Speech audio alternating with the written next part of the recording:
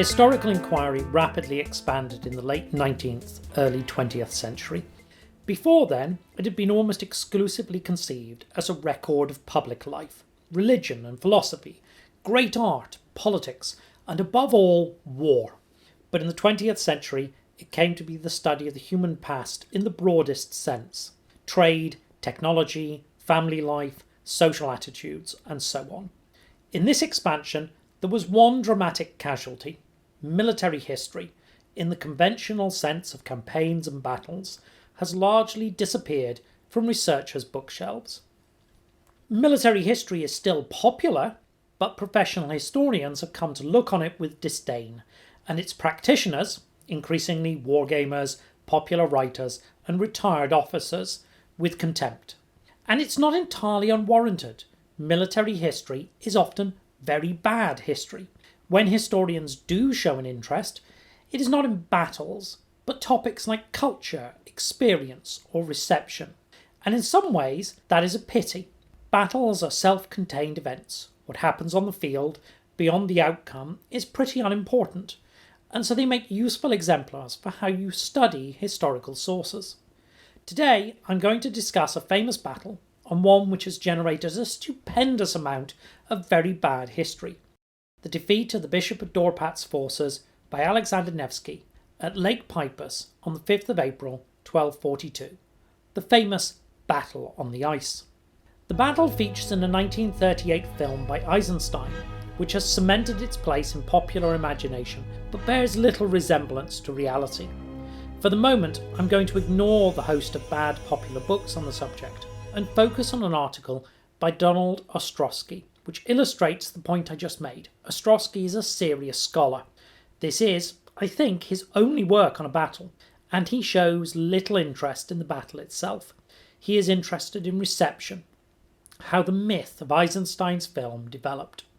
When he does recap the substantial disagreement over the size of the respective forces, he writes, estimates for the Crusader numbers range from 700 to 15,000, and for the Novgorodian side, between 1,700 and 17,000.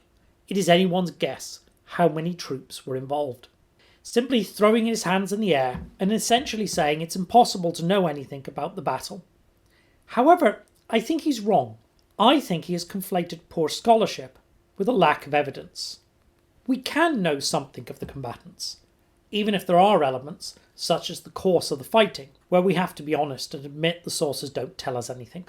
Let me quickly start with some background. In AD 1240, an alliance between the Bishop of Dorpat, the Danes, and the Livonian Order of Knights had taken the city of Pskov, on the southern side of Lake Peipus.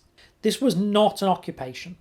They left a small garrison, but the purpose was installing in power those citizens friendly to their interests, and expelling those hostile to them. That is how the politics of this region tend to operate. 2 years later, in AD 1242, Alexander Nevsky led a force from the city of Novgorod against Pskov, expelled the garrison, and did the same thing: installed leaders friendly to his interests, expelled or killed those friendly to the bishop. What happened next is a little unclear. Nevsky ended up fighting a battle with forces from Dorpat, but it's not certain if he did this while he was raiding their territory or while he was returning to Novgorod. It is this which is known as the Battle on the Ice, though there is no evidence it took place on a frozen lake. So already I need to dispel a popular myth that results from bad scholarship. The battle took place as part of an ongoing contest for hegemony over Pskov. It was not an invasion of Russia by the Teutonic Knights. Novgorod isn't Russia. There would not be a Russia for centuries. In any case, Pskov was the prize the two sides clashed over, and the Teutonic Knights were not involved. The local Livonian order had an entirely independent identity. You can read about the process of how that myth was layered on top of the events in Ostrowski's article. So what did happen? Well, to understand that, we need to look at the sources, which are mostly short paragraphs in texts. No archaeology if you don't know where a battle happened. Ostrowski talks about these sources, and he does the first thing you should always do, and the thing almost every military history of the battle avoids. He tries to work out the relationship between the accounts. His basic principle is that the accounts became more elaborate over time. He discusses 10 sources and categorises the 9 Russian sources into 4 layers, assigning the earliest to the 13th century, all informing a 5th layer which includes Eisenstein's film and modern historians. Now, arranged in this way, you can see why Ostrovsky is so doubtful about recovering anything concerning the battle. The Laurentian and Suzdal chronicles are pretty light on detail, just 2 sentences each, and essentially Ostrovsky accuses modern discussions of wild speculation based on the 2nd and 3rd layers, which following his logic would be just literary elaborations. But I think we need to be more specific about the relationship, at least if we care about the battle rather than the reception. This is discussed in the article in part, where it points out that all of the 4th layer are elaborations of the life of Alexander Nevsky, which he argues is based on the Novgorod Chronicle. I take no issue with this, but I think he's slightly off base with the Pskov Chronicle. That has 2 entries for the year, the second of which does not seem to be based on any other extant source. We'll come back to that. If I were thinking about this, I would want to put the Livonian Rhymed Chronicle back in, and also note Balthazar Russo. I suspect the latter is based on the former, but I'm not an expert on medieval German chronicles. Now, looking at all of the sources, a firm dividing line can be established. We have 5 primary sources, and 1 ambiguous case. Everything else can go in the dustbin. It doesn't matter what those later people wrote, because they didn't have any information about the battle that we don't. But we haven't finished yet. We need to understand the relationship between these 5 accounts and the battle itself. Ultimately, that relationship between a source and an event is more important than a simple matter of dates. None of the writers were present at the battle. 4 of them were monks or priests in major cities. 1 of them was a soldier with the Livonian Order, but he didn't join the order until after the battle. So where did they get their information? Well, there are a couple of options, but to understand them we need to be cognizant of the difference between a true chronicle and the chronicle form. The Livonian Rhymed Chronicle has a chronicle form, that is, events are presented year by year, but it was actually written a long time after the events by a single author. Maybe he was able to speak with a veteran of the battle, but more likely he depended on order documents, perhaps an already established internal tradition. So when the Livonian Chronicle tells us that 20 brothers of the order were killed and 6 were captured, that is information the writer could have had. Other details about exactly what happened on the field, those we should be suspicious of.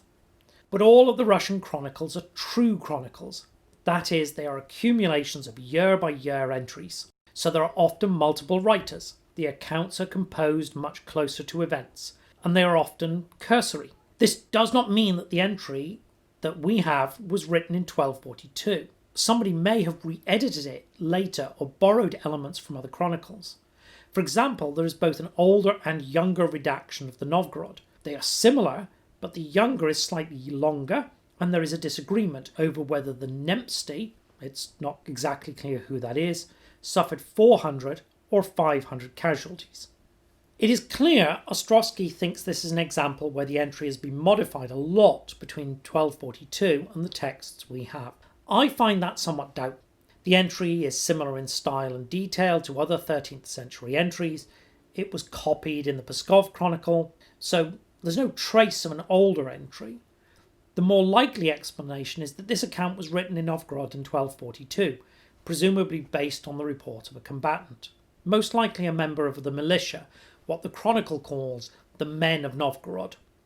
Why this group of the 4 groups the Chronicle describes on the Novgorod side? Well, this is the group whose perspective is usually taken, including reporting their casualties, even though generally the Chronicle doesn't report the casualties of other groups. Now, I'm less convinced by the Pskov Chronicle. This is the only source which suggests pro-Novgorod Pskov troops fought at the battle, and that complicates our interpretation. It would require the battle was fought defensively by the Dorpat forces against a raid, because if Nevsky's force was returning to Novgorod after the capture of Pskov, those forces would presumably no longer be with them. The issue here is that the Pskov Chronicle is, up to the battle, just a copy of the Novgorod Chronicle, but around this period we start to get multiple entries. And you can reconstruct that in 2 different ways. Either Pskov began making chronicle about this time, and the entry was written in 1242, and at some subsequent point a later redactor filled in the gaps from the Novgorod chronicle, or the chronicle began later and someone went back over events in recent memory, in this case fabricating a much greater agency for Pskov. Again, just to make this point, I'm not an expert on medieval Russian chronicles. I can see the technical problems, but I don't have the tools to do the text critical analysis in order to form an opinion on which of these scenarios I prefer. I only have an English translation of one version of the Pskov, and that is not in the same order as the original text. Which leaves the two slightest accounts, those in the Suzdal and the Laurentian chronicles. Where did they get their information? This is trickier. They were composed further away in Kievan Russia, but many of the chronicles suggest troops from Suzdal were sent to assist Alexander in the campaign. So did these troops bring information back with them for their local chronicles?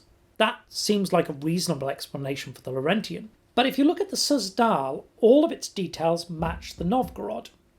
I suspect the Suzdal is a condensed account, probably dependent on a network of writers rather than the account of a combatant. Deep breath.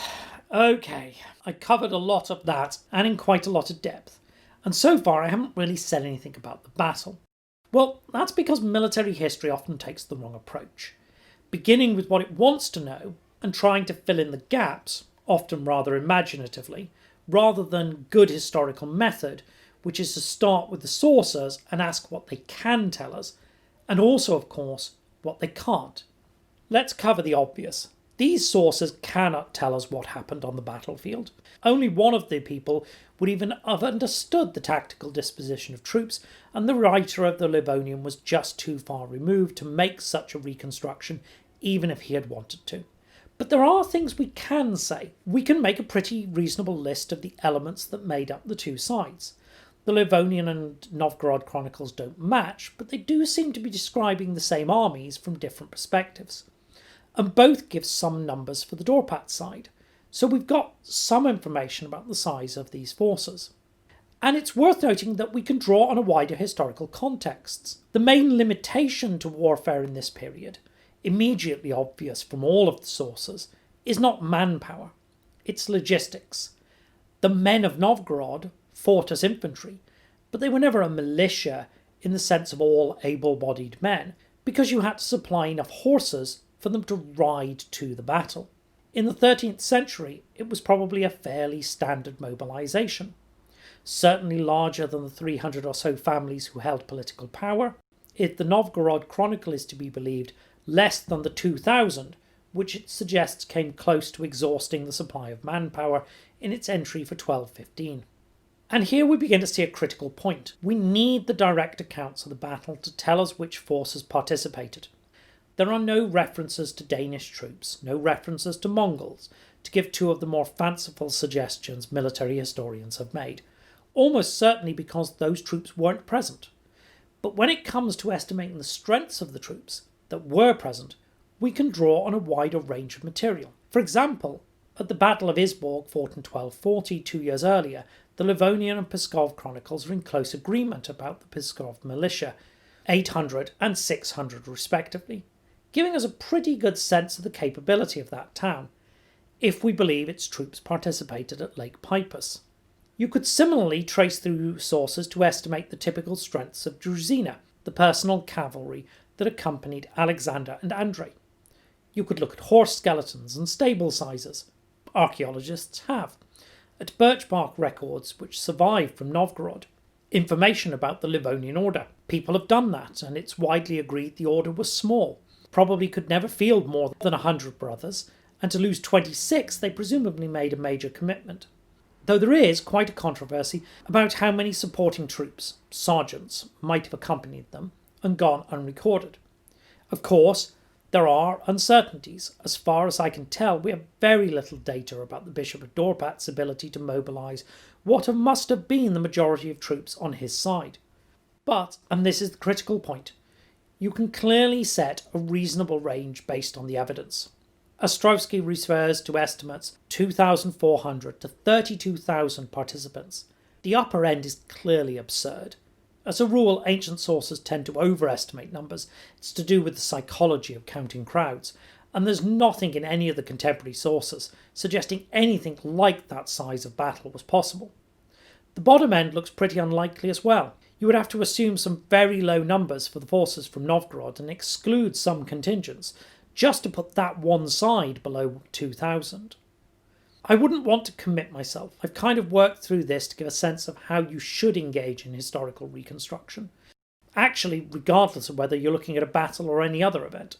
Identify the sources, understand their relationship to the event, evaluate and importantly accept what they can't tell you, and then contextualise them for what they can. Having said which, it's a fairly preliminary analysis of something outside my normal interests. But I would look askance at anyone who suggested to me the battle had fewer than 4,000 combatants, or more than 15,000, and I would be similarly surprised by any claim. In fact, I was surprised when I did read the claim that it is anybody's guess. It is not. There are things these sources cannot tell us, but there are things they can, and that places some strict limits on reconstruction. The failure to recognise that is one reason military history is often held in such low regard.